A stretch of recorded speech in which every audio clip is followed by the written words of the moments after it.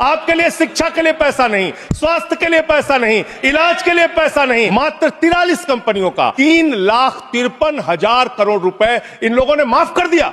Hair cut के नाम पर आपने गर्दन कट किया है। ये पैसा उतना पैसा है मान्यवर कि अग्निवीर योजना को खत्म करके पुरानी सेना की बहाली की जा सकती है। इनके चोरी के कागज रखूंगा सर, इनके भ्रष्टाचार का कागज रखूंगा।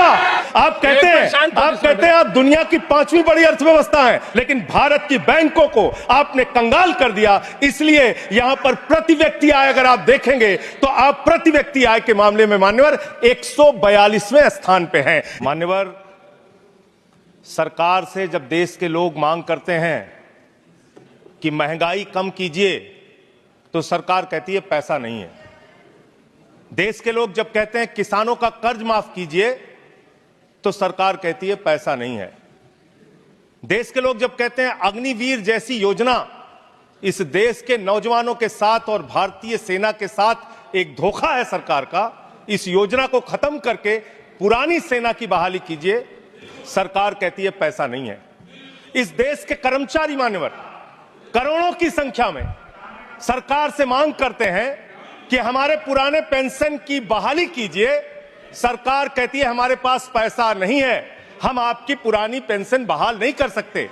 इस देश के रेहड़ी पटरी वाले जब कहते हैं हमारे ऊपर कर्जा है, छोटी मोटी दुकान लगा के हम अपना रोजगार चलाते हैं, हमारे कर्ज को माफ कर दीजिए, सरकार कहती है पैसा नहीं है। जब इस देश के छात्र मान्यवर कहते हैं कि हम कर्जा लेके अपनी पढ़ाई कर रहे हैं, गरीबी में है, मुसीबत में है, हमारा कर्जा माफ कर दीजिए, सरकार कहती है हमारे पास पैसा नहीं है।